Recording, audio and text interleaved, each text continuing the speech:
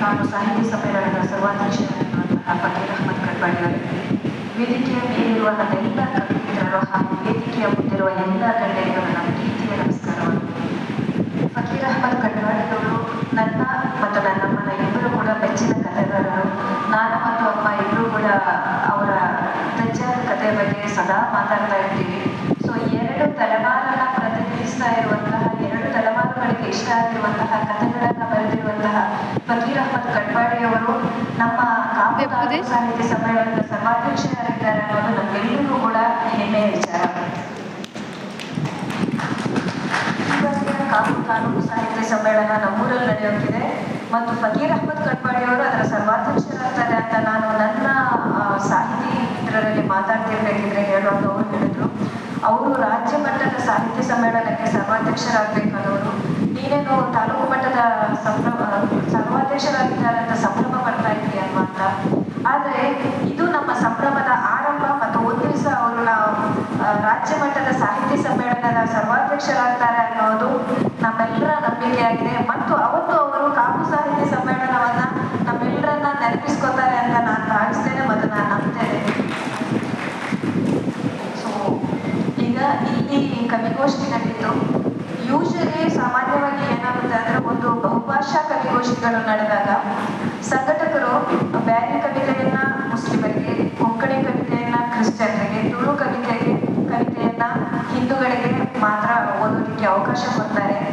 ಇಲ್ಲಿ ಸಂಘಟಕರು ಒಂದು ಚಾತುರ್ಯವನ್ನ ಬೆಳೆದಿದ್ದಾರೆ. ಏನಂದ್ರೆ, ಆ ಒಂದು ಏನು ಬದ್ಧತೆ ಇದೆ ಅದನ್ನ ಮುರಿಯುವಂತಹ ಧೈರ್ಯ ಮಾಡಿದ್ದಾರೆ. ಅದನ್ನು ಮುರಿಯೋದಕ್ಕೆ ಒಂದು ಸಣ್ಣ ಧೈರ್ಯ ಬೇಕು ಮತ್ತು ಹೊಸತನದ ಆಲೋಚನೆಗಳಿಗೆ ತೆರೆದುಕೊಳ್ಳುವಂತಹ ಮನಸ್ಥಿತಿ ಬೇಕು. ಇವೆರಡನ್ನ ತೋರಿಸಿರುವಂತಹ ಸಂಘಟಕರಿಗೆ ಮೊದಲನೇದಾಗಿ ಧನ್ಯವಾದಗಳು. ಕವಿಗೋಷ್ಠಿ ಮುಗಿಯಿತು. ನಮ್ಮ ಕವಿಗಳೆಲ್ಲರೂ ಕೂಡ ಕವಿತೆಯನ್ನ ಓದಿದ್ರು. ಕವಿತೆಯನ್ನು ಓದಿದ ಎಲ್ಲ ಕವಿ ಮಿತ್ರರಿಗೆ ಅಭಿನಂದನೆಗಳು. ಈಗ ಆ ಕವಿತೆಗಳನ್ನ ನಾನು ಸಾಲಾಗಿ ಅಥವಾ ಪದಶಃ ವಿಮರ್ಶೆ ಮಾಡೋದಕ್ಕೆ, ವಿಶ್ಲೇಷಣೆ ಮಾಡೋದಕ್ಕೆ ಹೋಗೋದಿಲ್ಲ. ಒಂದು ಕಾರಣ, ನನಗೆ ಸಮಯದ ಅಭಾವ ಇದೆ. ಇನ್ನೊಂದು, ಕವಿತೆ ಒಂದು ಓದಿಗೆ ಅಥವಾ ಒಂದು ಕೇಳುವಿಕೆಗೆ ದಕ್ಕುವಂಥದ್ದಲ್ಲ ಅನ್ನೋದನ್ನ ನಾನು ಅಕ್ಷರಶಃ ನಂಬ್ತೇನೆ. ಒಂದು ಕವಿತೆಯಲ್ಲಿನ ಯಾವುದೋ ಒಂದು ಪದ, ಯಾವುದೋ ಒಂದು ಸಾಲು, ಯಾವುದೋ ಒಂದು ರೂಪಕ ನಮ್ಗೆ ವಾವ್ ಅಂತ ಅನ್ನಿಸುವಂತಹ ಒಂದು ಫೀಲನ್ನ ಕೊಟ್ರೆ, ಅಥವಾ ನಮ್ಮ ಒಳಗನ್ನು ಒಂದು ಕ್ಷಣದ ಮಟ್ಟಿಗಾದ್ರೂ, ಕನಿಷ್ಠ ಒಂದು ಕ್ಷಣದ ಮಟ್ಟಿಗಾದ್ರೂ ಕಲ್ತಿದ್ರೆ, ಆಲೋಚನೆಗೆ ಹಚ್ಚಿದ್ರೆ, ಅದನ್ನ ನಾನು ಕವಿತೆಯ ಸಾರ್ಥಕತೆ ಅಂತ ಅನ್ಕೋತೀನಿ. ಇನ್ನೊಂದೇನಂದ್ರೆ, ಒಂದು ಕವಿತೆಯನ್ನ ನಾವು ಓದೋದು ಅಂದ್ರೆ ಅದು ಕಾಲದಿಂದ ಕಾಲಕ್ಕೆ, ಪರಿಸ್ಥಿತಿಯಿಂದ ಪರಿಸ್ಥಿತಿಗೆ ನಮ್ಗೆ ಬೇರೆ ಬೇರೆ ಹೊಳಹನ್ನು, ಬೇರೆ ಬೇರೆಯಾದಂತಹ ಪ್ರಪಂಚವನ್ನ ತೋರಿಸಿಕೊಳ್ಬಹುದು. ನಾವು ಯಾವ ಸಂದರ್ಭದಲ್ಲಿ ಕವಿತೆಯನ್ನ ಓದ್ತೀವಿ ಅನ್ನೋದು ತುಂಬಾ ಮುಖ್ಯವಾಗುತ್ತೆ. ಇಲ್ಲಿ ವೇದಿಕೆ ಮೇಲೆ ಕೂತು ಒಂದು ಕವಿತೆಯನ್ನ ಕೇಳಿದಾಗ, ಅಥವಾ ಇನ್ನೆಲ್ಲೋ ಒಂದು ಮರದ ಕೆಳಗಡೆ ಕೂತು ನಾನು ಓದಿದಾಗ, ಅಥವಾ ಮನೆಯಲ್ಲಿ ಕೂತ್ಕೊಂಡು ಓದಿದಾಗ ಸಿಗುವಂತಹ ಆ ಅನುಭೂತಿಗೆ ವ್ಯತ್ಯಾಸ ಇರುತ್ತೆ. ನಮ್ಗೆ 9ನೇ ಕ್ಲಾಸಲ್ಲಿ ಇರ್ಬೇಕಿದ್ರೆ ಕುವೆಂಪು ಅವರ ದೇವರು ರುಜು ಮಾಡಿದನು ಅನ್ನೋ ಕವಿತೆ ಪಠ್ಯವಾಗಿತ್ತು. ಆಗ ಅದನ್ನು ಓದುವಾಗ ನನಗೆ ಇದೊಂದು ಆಧ್ಯಾತ್ಮಿಕ ಕವಿತೆ ಅಥವಾ ಪರಿಸರಕ್ಕೆ ಸಂಬಂಧಪಟ್ಟಂತಹ ಒಂದು ಕವಿತೆ. ಕುವೆಂಪು ಪರಿಸರವನ್ನ ತುಂಬಾ ಪ್ರೀತಿಸ್ತಾ ಇದ್ದಿದ್ರಿಂದಾಗಿ, ಮಲೆನಾಡಿನ ಪರಿಸರವನ್ನ ತುಂಬಾನೇ ಇಷ್ಟಪಡ್ತಾ ಇದ್ದಿದ್ರಿಂದಾಗಿ ಇಲ್ಲಿ ಆ ಪರಿಸರದ ಚಿತ್ರಣವನ್ನ ಕಟ್ಕೊಂಡಿದ್ದಾರೆ ಅಂತ ನಂಗೆ ಅನ್ನಿಸಿತ್ತು. ಆನಂತರ ಅದನ್ನು ಓದುವಾಗ ಬೇರೆನೇ ಹೊಳಹು ಸಿಕ್ತು. ಈಗ ಅದನ್ನು ಓದುವಾಗ ಮಲೆನಾಡಿನ ಸಾಮಾಜಿಕ ಚಿತ್ರಣ, ಅಲ್ಲಿನ ರಾಜಕೀಯ ಚಿತ್ರಣ ಕೂಡ ಸಿಗುತ್ತೆ. ಹಾಗಾಗಿ ಕವಿತೆಯನ್ನ ಒಂದು ಓದಿಗೆ ಅಥವಾ ಒಂದು ಕೇಳುವಿಕೆಗೆ ವಿಮರ್ಶೆ ಮಾಡೋದಕ್ಕೆ, ವಿಶ್ಲೇಷಣೆ ಮಾಡುವಂತಹ ತಪ್ಪನ್ನ ನಾನು ಈಗ ಮಾಡೋದಿಲ್ಲ. ಇನ್ನು ಕಾವ್ಯದ ಜೊತೆಗಿನ ಮನುಷ್ಯನ ಸಂಬಂಧ ಅನ್ನೋದು ಒಂದು ಮಗುವಾಗಿದ್ದಂಗಿಂದಲೇ ಶುರುವಾಗುತ್ತೆ. ಹಾಸ್ಪಿಟ್ಲಿಂದ ಈಗೆಲ್ಲ ಸಿಸೇರಿಯನ್ ಕೇಸಸ್ ಜಾಸ್ತಿ ಇರೋದ್ರಿಂದಾಗಿ ಒಂದು ಅಮ್ಮ ಡಿಸ್ಚಾರ್ಜ್ ಆಗಿ ಮನೆಗೆ ಬರುವಾಗ 7 ದಿವಸ ಆಗುತ್ತೆ. ಸೊ ಅಲ್ಲಿ ಒಂದು ಮಗುವನ್ನ ಮಡ್ಲಲ್ಲಿ ಇಟ್ಕೊಂಡು ಲಾರಿ ಹಾಡ್ತಾಳೆ ತಾಯಿ. ಅಲ್ಲಿ ಆ ಮಗುವಿಗೆ ತಾಯಿಯ ಭಾಷೆ ಗೊತ್ತಿರೋದಿಲ್ಲ, ತಾಯಿ ಯಾವ ಹಾಡು ಹಾಡ್ತಾ ಇದ್ದಾಳೆ ಅನ್ನೋದು ಗೊತ್ತಿರೋದಿಲ್ಲ, ಆ ಹಾಡಿನ ಅರ್ಥ ಗೊತ್ತಿರೋದಿಲ್ಲ. ಆದ್ರೂ ಕೂಡ ಆ ಮಗು ಹಾಡಿನ ಸ್ಪಂದಿಸುತ್ತೆ, ಆ ಮಾಧುರ್ಯಕ್ಕೆ ಸ್ಪಂದಿಸುತ್ತೆ. ಯಾಕಂದ್ರೆ ಆ ಮಗುವಿನೊಳಗೊಂದು ಹಾಡಿದೆ, ಆ ಹಾಡು ಆ ಮಗುವಿಗೆ, ತಾಯಿಗೆ ಮತ್ತು ಪ್ರಕೃತಿಗೆ ಮಾತ್ರ ಸಂಬಂಧಪಟ್ಟದ್ದಾಗಿರುತ್ತೆ. ಸೊ ಅದೇ ಹಾಡಿಗೆ ನಾವೀಗ ಕವಿತೆ ಅನ್ನುವಂತಹ ಒಂದು ಚಂದದ ಹೆಸರನ್ನು ಇಟ್ಕೊಂಡು ಇಲ್ಲಿ ಕೂತ್ಕೊಂಡು ಓದಿದ್ವಿ, ಇಲ್ಲಿ ನಿಂತ್ಕೊಂಡು ಓದಿದ್ವಿ, ಅಥವಾ ನಾವು ಬರೀತೀವಿ ಅಂತ ಅನ್ಸುತ್ತೆ. ಕಾವ್ಯವನ್ನ ಜಗತ್ತಿನ ಎಲ್ಲ ಸಾಹಿತ್ಯಗಳ ಮೂಲ ಅಂತಾರೆ. ಈಗ ಎಷ್ಟೇ ಹೇಳ್ಕೊಂಡ್ರು ಕವಿತೆಗಳಿಗೆ ಮಾರ್ಕೆಟ್ ಇಲ್ಲ, ಕವಿತೆಗಳನ್ನ ಓದೋರಿಲ್ಲ, ಪ್ರಕಾಶಕರು ಮುಂದೆ ಬರೋದಿಲ್ಲ. ಕವನ ಸಂಕಲನವನ್ನ ಪ್ರಕಟಿಸ್ತೀನಿ ಅಂದ್ರೆ ಪ್ರಕಾಶಕರು ಮುಂದೆ ಬರೋದಿಲ್ಲ. ಆಲ್ರೆಡಿ ಎಸ್ಟಾಬ್ಲಿಷ್ ಆಗಿರುವಂತಹ ಕವಿಯತ್ರಿಯರ ಅಥವಾ ಕವಿಗಳ ಕವಿತೆಗಳನ್ನ ಮಾತ್ರ ಪ್ರಕಾಶಕರು ಪ್ರಕಟಿಸೋದಕ್ಕೆ ಮುಂದೆ ಬರ್ತಾ ಇದ್ದಾರೆ ಅನ್ನುವಂತಹ ಆರೋಪ ಇದೆ. ಆದ್ರೂ ಕೂಡ ವರ್ಷಕ್ಕೆ ಕನಿಷ್ಠ 1,000 ಆದ್ರೂ ಕನ್ನಡ ಕವಿತೆಗಳ ಸಂಕಲನ ಪ್ರಕಟ ಆಗ್ತಾ ಇದೆ. ಅದನ್ನ ಜನ ಓದ್ತಾ ಇದ್ದಾರೆ ಅಂದ್ರೆ ಕಾವ್ಯ ಯಾವತ್ತೂ ಕೂಡ ಯಾರಿಗೂ ಬೇಡದೇ ಇರುವಂತಹ ಒಂದು ಪ್ರಕಾರ ಅಲ್ಲ ಅಂತ ನಾನು ಅನ್ಕೋತೀನಿ. ಕಾವ್ಯ ಹುಟ್ಟೋದು, ಅದು ಕವಿಯೊಬ್ಬರಿಂದ ಬರೆಸ್ಕೊಳ್ಳೋದು, ಅದನ್ನ ಓದುಗರಿಗೆ ತಲುಪಿಸೋದು, ಓದುಗರು ಅದನ್ನ ಓದೋದು, ಇದು ನಂದೇ ಕವಿತೆ ಅಲ್ವಾ, ನಾನು ಇಂತಹ ಘಟನೆಗಳನ್ನ, ಇಂತಹ ಸನ್ನಿವೇಶಗಳನ್ನ ದಾಟಿ ಬಂದಿದ್ದೇನಲ್ಲ ಅಂತ ಅನ್ಸೋದಿದೆಯಲ್ವಾ, ಅದು ಕಾವ್ಯದ ಸೌಂದರ್ಯ. ಅದು ಒಂದು ದಿವ್ಯ ಅನುಭವ. ಕವಿ ಹೋಮರ್ ತನ್ನ ಒಡಿಸ್ಸಿ ಕಾವ್ಯ ಬರೀತಿರ್ಬೇಕಿದ್ರೆ ಜಗತ್ತಿನಲ್ಲಿ ದೇವರು ಕಷ್ಟಗಳನ್ನ, ನೋವುಗಳನ್ನ ಹುಟ್ಟಿಸೋದೇ ಕಾವ್ಯ ಹುಟ್ಟಲಿ ಅಂತ ಬರ್ಕೋತಾನೆ. ಅಂದ್ರೆ ಕಾವ್ಯದ ಒಡಲು ಕಾವ್ಯ ಅನ್ನೋದು ಮನುಷ್ಯನ ಎಲ್ಲ ಭಾವನೆಗಳಿಗೆ ಒಂದು ಸಾಂತ್ವನ ಕೇಂದ್ರವಾಗಿರುತ್ತೆ ಅಂತ ನಾನು ಅನ್ಕೋತೀನಿ. ಅದರಲ್ಲೂ ನಾನು ಕವಿತೆಗಳನ್ನ ನನ್ನ ಆತ್ಮದ ತುಣುಕುಗಳ ಅಂತಲೇ ನಂಬ್ತೀನಿ. ಅದ್ರ ಒಡಲಲ್ಲಿ, ಕಾವ್ಯದ ಒಡಲಲ್ಲಿ ಕಿಚ್ಚಿರುತ್ತೆ, ಪ್ರತಿರೋಧ ಇರುತ್ತೆ, ನಗು ಇರುತ್ತೆ, ನೋವಿರುತ್ತೆ, ನಲಿವಿರುತ್ತೆ, ನಮ್ಮ ಸಂಕಟಗಳಿರುತ್ತೆ, ಮತ್ತೆ ಎಲ್ಲಕ್ಕಿಂತ ಮುಖ್ಯವಾಗಿ ಒಂದು ತಾಯ್ತನ ಇರುತ್ತೆ. ಇನ್ನೇನು ನಾನು ಬದುಕಲ್ಲಿ ಕಳೆದೇ ಹೋದೆ, ಈ ಧಾವಂತದ ಪ್ರಪಂಚದಲ್ಲಿ ಕಳೆದೇ ಹೋದೆ, ನನ್ನತನವನ್ನ ಉಳಿಸ್ಕೊಳ್ಳೋದಕ್ಕೆ ಆಗ್ತಾನೇ ಇಲ್ಲ ಅನ್ನಿಸುವಾಗೆಲ್ಲ ಕೂಡ ನನ್ನನ್ನ ಕೈ ಹಿಡಿದು ಮುನ್ನಡೆಸಿದ್ದು, ನಾನಿದ್ದೀನಿ ಅನ್ನುವಂತಹ ಧೈರ್ಯ ಕೊಟ್ಟದ್ದು ಕವಿತೆಗಳು. ಹಾಗಾಗಿ ನನ್ಗನ್ನಿಸೋ ಪ್ರಕಾರ ಸಾಹಿತ್ಯದಲ್ಲಿ ಎಷ್ಟೇ ಪ್ರಕಾರಗಳಿದ್ರು ಕಾವ್ಯಕ್ಕಿರುವ ಮಹತ್ವ ಎಷ್ಟು ಶತಮಾನಗಳ ಕಳೆದ್ರೂ ಕಡಿಮೆ ಆಗೋದಿಲ್ಲ. ಹಾಗಿದ್ರೆ ಕಾವ್ಯದ ಕೆಲಸ ಯಾವುದು? ಕವಿತೆ ಯಾಕೆ ಬೇಕು? ಇಂಥ ಚರ್ಚೆಗಳು ಸದಾ ಮುನ್ನಲೆ ಬರ್ತಾನೆ ಇರುತ್ತೆ. ಕವಿತೆನೇ ಯಾಕೆ ಬೇಕು? ಕಥೆ ಬರಿಬಹುದಲ್ವಾ, ಪ್ರಬಂಧ ಬರಿಬಹುದಲ್ವಾ? ಈ ತರದ ಪ್ರಶ್ನೆಗಳು ಕೂಡ ನಿನ್ನೆ ಮೊನ್ನೆಯಲ್ಲ, ಅದಕ್ಕೆ ಸಾವಿರಾರು ವರ್ಷಗಳ ಇತಿಹಾಸ ಇದೆ. ಕವಿತೆ ಹೀಗೆ ಇರಬೇಕು, ಇಷ್ಟೇ ಸಾಲಿರ್ಬೇಕು, ಇಷ್ಟೇ ಛಂದಸ್ಸುಗಳಿರ್ಬೇಕು, ಇಷ್ಟೇ ಪದಗಳಿರ್ಬೇಕು, ಈ ಬಗೆಯ ಚರ್ಚೆಗಳಿಗೂ ಸಾವಿರಾರು ವರ್ಷಗಳ ಇತಿಹಾಸ ಇದೆ.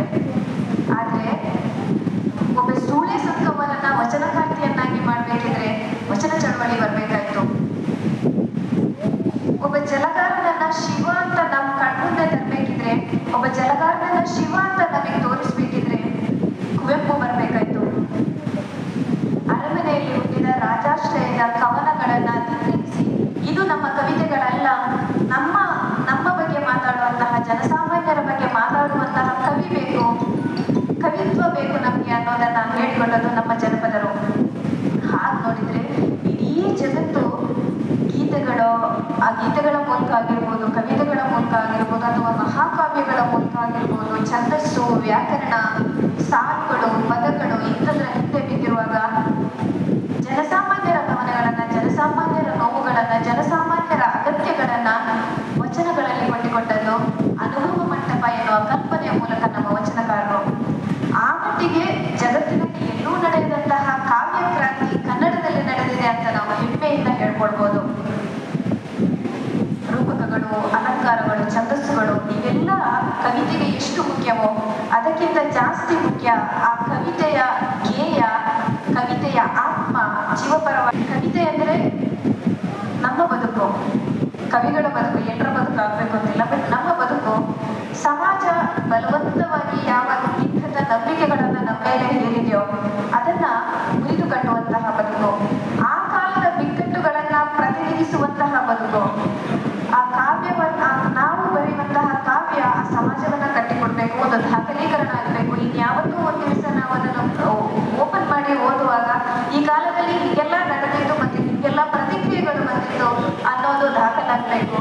ಕನಕದಾಸರ ಕನಕದಾಸರ ನಮ್ಮ ಕವಿತೆ ಏನಿದೆ, ರಾಗಿ ಮತ್ತು ಅಕ್ಕಿ ಇವೆರಡನ್ನ ಮುಂದಿಟ್ಟುಕೊಂಡು ರಾಮಧಾನ್ಯ ಚರಿತೆ ಏನ್ ಬರೆದ್ರು, ಅದನ್ನು ಓದುವಾಗ ನಮಗೆ ಆ ಕಾಲದಲ್ಲಿ ಏನೆಲ್ಲ ನಡೆದಿತ್ತು ಅನ್ನೋದು ಹೇಗೆ ಕಣ್ಣಿಗೆ ಕಟ್ಟುತ್ತೋ, ನಮ್ಮ ಕವಿತೆ ಕೂಡ, ನಮ್ಮ ಕಾವ್ಯ ಕೂಡ ಸಮಾಜದ ಪ್ರತಿಬಿಂಬ ಆಗ್ಬೇಕು. ನಮ್ಮ ಕವಿತೆ ಸಮಾಜದ ಪ್ರತಿಬಿಂಬ ಆಗ್ಬೇಕಾದ್ರೆ ಕವಿಗಳು ಅನ್ನಿಸ್ಕೊಂಡಿರುವ ನಾವುಗಳು ಜನರ ಜೊತೆ ಬೆರಿಬೇಕು. ಈ ಸಮಾಜದ ಪ್ರಜ್ಞಾ ಪ್ರವಾಹ ಅನ್ನೋದೇನಿದೆ ಅದರ ಭಾಗವಾಗಬೇಕು.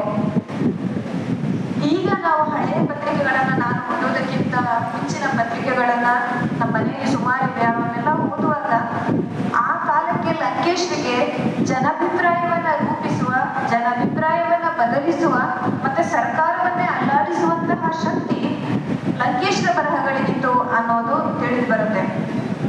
ಆದರೆ ಈಗ ಜನಾಭಿಪ್ರಾಯವನ್ನ ರೂಪಿಸುವಂತಹ ಶಕ್ತಿ ಇರುವಂತಹ ಒಬ್ಬ ಬರಹಗಾರ ನಮ್ಮ ನಡುವೆ ಇದ್ದಾನ, ಅಥವಾ ನನ್ನ ಹಿಂದಿನ ತಲೆಮಾರಿನಲ್ಲಾಗ್ಲಿ ಅಥವಾ ನನ್ನ ತಲೆಮಾರಿನಲ್ಲಾಗ್ಲಿ ಇದ್ದಾರ ಅಂತ ನೋಡಿದ್ರೆ ಭೂತಕದಲ್ಲಿ ಹುಡುಕಿ ಇಟ್ಟರು ಕೂಡ ನಮಗೆ ಹುಡುಕಿ ತೆಗೆಯೋದಕ್ಕೆ ಆಗಲ್ಲ. ಹಾಗಂತ ಇಲ್ಲಿ ಪ್ರತಿಭಾವಂತರಿಲ್ವಾ, ಅದ್ಭುತವಾಗಿ ಕತೆ ಕಟ್ಟುವಂತಹ ಕಸುಬುದಾರರಿಲ್ವಾ? ಈ ಪ್ರಶ್ನೆಗಳಿಗೆ ಉತ್ತರ ಹುಡುಕ್ತಾ ದೂರ ಹೋಗ್ಬೇಕಾಗಿಲ್ಲ. ನಮ್ಮ ಕಣ್ಮುಂದೆ ನಮಗೆ ಸಾಕಷ್ಟು ಮಂದಿ ಸಿಗ್ತಾರೆ. ಆದ್ರೆ ಜನ ಯಾಕೆ ನಮ್ಮಿಂದ ದೂರ ಓಡ್ತಾ ಇದ್ದಾರೆ?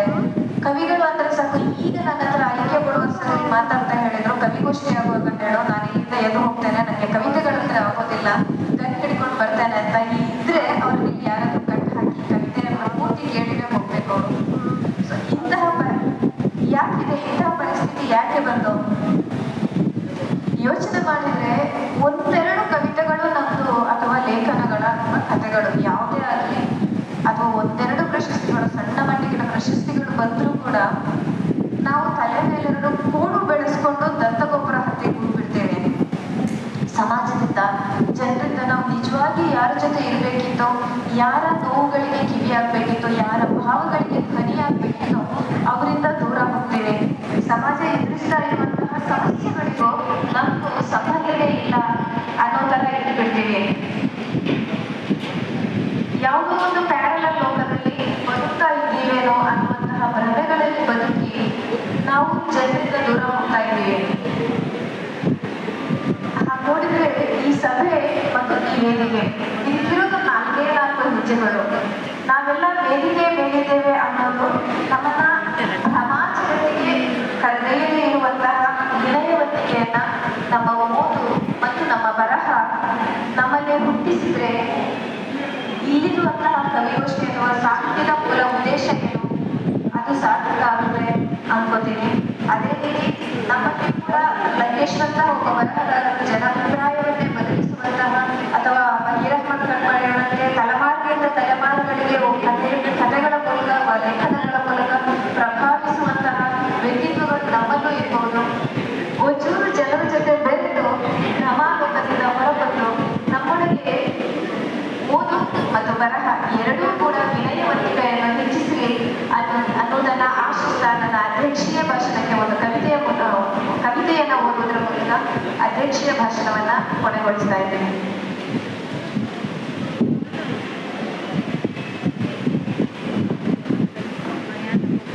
ನನ್ನ ಕವಿತೆ ಶೀರ್ಷಿಕೆ ದಾರಿ ಬದಲಿಸುವ ನದಿಗಳು ನಾವು. ಸೋಮಾರಿ, ಅಹಂಕಾರಿ, ಗಂಡು ಬಿಲ್ಲಿ, ಧರ್ಮ ಬಾಹಿರೆ, ಬಾಯಿ ಬಳುಕಿ, ಬಜಾರಿ, ಸಿಡಕ್ತಿಯು, ಸ್ಲಟ್, ಬುಕ್ಕದೊಳಗಿನ ಸಾಹಿತಿ. ನಿಮ್ಮ ಡಿಕ್ಷನರಿಯಲ್ಲಿ ಎಷ್ಟೊಂದು ಬಗೆ ಬಗೆಯ ಹೆಸರುಗಳಿವೆ ನಮಗೆ. ನೀವಿಟ್ಟ ಹೆಸರುಗಳು ಹೆಗಲ ಮೇಲೆ ಕೂತು ಕುತ್ತಿಗೆ ಒತ್ತಿ ಉಸಿರು ಗಂಟಿಸಲು ಶುರು ಮಾಡಿವೆ ಯಾವಾಗ? ಬಹುಶಃ ಒಳ ಹುಟ್ಟಿನಲ್ಲಿ ಮೊದಲ ಹನಿ ಮುಟ್ಟಿನ ರಕ್ತ ಕಣ್ಣಾಗಲಿ ಇರಬೇಕು. ಕಿಬ್ಬೊಟ್ಟೆಯಲ್ಲಿ ಹುಟ್ಟಿದ ಒಂದೇ ಒಂದು ಹಾಡಿ ನೋವು ಬ್ರಹ್ಮಾಂಡವಾಗಲು ಹೆಚ್ಚೇನು ಹೊತ್ತು ಹಿಡಿದಿರಲಿಲ್ಲ.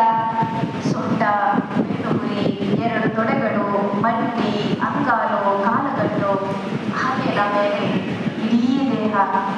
ಮತ್ತು ಅಲ್ಲಿ ಹೋಗಬೇಡ, ಇಂಥ ಸುಳಿಯಬೇಡ, ಅದು ಓದಬೇಡ, ಇದು ಬರೆಯಬೇಡ, ಮತ್ತು ಯಾರಿಗೂ ಬೆರೆಯಬೇಡ. ಎಷ್ಟೊಂದು ಕಟ್ಟಪ್ಪಣೆಗಳ ನಿಜದ ನೋವುಗಳು.